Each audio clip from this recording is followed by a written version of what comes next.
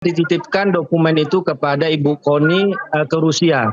Dan beberapa dokumen yang ada di Ibu Koni itu sudah dituangkan dalam bentuk beberapa video yang akan membongkar skandal kasus-kasus korupsi yang melibatkan petinggi-petinggi negara, baik yang masih menjabat atau yang sudah tidak menjabat. Dan untuk membahasnya sudah bergabung mantan penyidik KPK yang juga Ketua IM 57 Institute, Lakso Anindito, analis politik Adi Praitno, Wakil Ketua Umum DPP Projo, Freddy Alex Damanik, dan juru bicara PDIP Guntur Romli. Selamat malam, Bapak-Bapak. Ya, selamat malam. Assalamualaikum. Malam. Waalaikumsalam. Saya langsung ke Mas Guntur. Mas Guntur, ini kan Koni Rahakundini mengaku dititipi dokumen dan disebut akan jadi bom waktu. Apakah ini kaitannya sangat erat dengan pengungkapan skandal pejabat negara yang akan disampaikan oleh Hasto begitu? Daya ledaknya seperti apa dokumen ini, Mas Guntur, dan menyasar ke siapa ini sebenarnya, Mas Guntur? Ya, benar sekali. Memang beberapa dokumen yang asli, yang otentik itu dititipkan oleh Sekjen PDI Perjuangan kepada Ibu Koni Bakri ke Rusia, dan itu sudah dinotariskan karena belajar dari pengalaman bagaimana penyidik KPK Rosa itu memeriksa saksi yang bernama Kusnadi tanpa surat pemeriksaan penyidikan, sampai menyita HP, menyita buku partai, sehingga waktu itu sudah Mas Hasto sadar bahwa akan ada upaya-upaya untuk melakukan kriminalisasi, melakukan pemberhangusan terhadap dokumen-dokumen, sehingga dititipkan dokumen itu kepada Ibu Koni ke Rusia. Dan beberapa dokumen yang ada di Ibu Koni itu sudah dituangkan dalam bentuk beberapa video yang akan membongkar skandal kasus-kasus korupsi yang melibatkan petinggi-petinggi negara, baik yang masih menjabat atau yang sudah tidak menjabat. Nah, terkait video itu juga ada video soal kriminalisasi terhadap Anies Baswedan dengan segala upayanya, dan juga dengan bukti-buktinya, dan juga ada kasus petinggi dari penegak hukum yang disalahgunakan untuk menyelesaikan masalah pribadi anak mantan penguasa.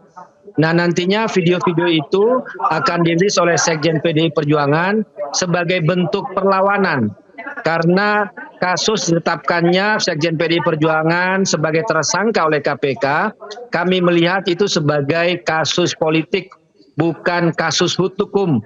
Karena kalau kembali kepada kasus ini kan kasus penyuapan. Penyuapan itu apa? Antara Harun Masiku dengan Wahyu Setiawan yang merupakan pejabat publik. Hasto Kristianto itu bukan pejabat publik, bukan pejabat negara, dan tidak ada kerugian negara dalam kasus ini.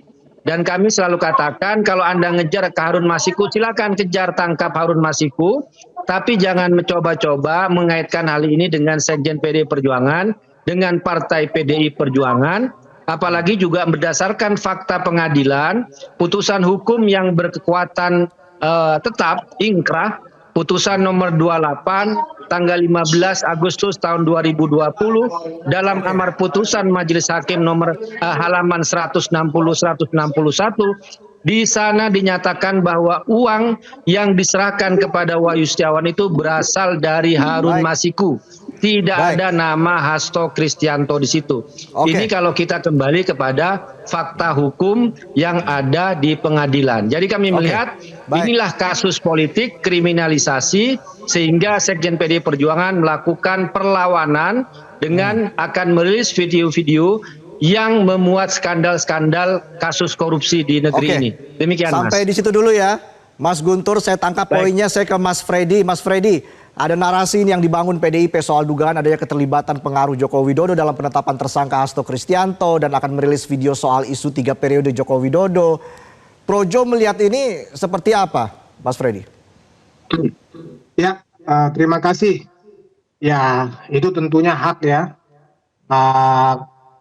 Mas Hasto, hak PDIP untuk melakukan pembelaan terhadap proses hukum yang sedang dialaminya di KPK. Silakan mau pakai gaya dewa mabuk, seroduk sana seroduk sini silakan aja. Tapi kan yang pasti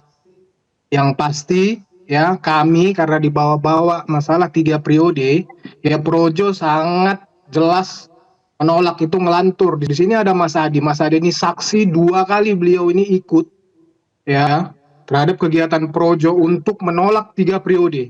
Ya jauh sebelum itu bahkan Projo itu 2019 sudah menolak 3 periode ya. Bahkan dalam terus menerus dalam konferensi persnya Projo itu menolak 3 periode. Ada juga yang berkaitan dengan Pak Jokowi. Projo itu bersama relawan lain melakukan musrah ya 2022 akhir ya kalau nggak salah Oktober, Pak Jokowi itu membuka musyawarah rakyat untuk mencari pelanjut Jokowi. Pak Jokowi yang membuka itu. Kemudian berakhir 2023, Pak Jokowi juga yang menutup musrah itu. Jadi menurut kami ya silakan kalau mau dirilis video-video apapun itu, kami sepakat untuk pemberantasan korupsi. Kami juga berada ya pada garis terdepan untuk pemberantasan korupsi. Ya tadi Mas Guntur juga udah mengasih clue-clue. Ya silakan saja bantu penegak hukum, bantu KPK berikan bukti-bukti supaya itu semua terungkap. Kita sepakat untuk itu. Tapi untuk hal yang mengada-ngada seperti tadi 3 periode tadi itu menurut kami mengada-ngada. Demikian. Oke, Mas Guntur, saya ingin tanya tanggapan Anda Mas Guntur soal isu 3 periode Joko Widodo ini kenapa dianggap sangat penting dan krusial dan akan dirilis videonya oleh Hasto Kristianto? Jadi kami bisa klarifikasi bahwa di sini tidak ada terkait soal Projo di sini. Itu pertama. Yang kedua, permintaan 3 periode itu disampaikan secara resmi kepada partai dan itu sudah ditanggapi oleh Ketua Umum Ibu Megawati Soekarno Putri terkait penolakan secara resmi hal tersebut. Kemudian kalau kita bicara soal wacana 3 periode, itu kan juga disampaikan oleh orang-orang terdekat Jokowi waktu itu. Misalnya siapa? Bahlil. Misalnya siapa? Muhaimin Iskandar. Misalnya siapa lagi? Airlangga Hartarto. Misalnya siapa lagi? Luhut Binsar Panjaitan. Jadi itu adalah orang-orang lingkaran Jokowi yang mewacanakan 3 periode. Saya tidak mau menyebut Projo. Projo tidak ada konteksnya di sini. Kemudian Pak Jokowi mengatakan bahwa benar di situ mengatakan bahwa orang yang meminta 3 periode itu seakan-akan menampar dirinya, menjerumuskan dirinya. Tapi buktinya orang-orang terdekatnya yang bicara soal 3 periode itu tidak pernah dapat sanksi dari Pak Jokowi, termasuk juga adalah Bahlil. Jadi kita melihat, masyarakat juga melihat bagaimana Pak Jokowi itu menggunakan 2 peran di sini.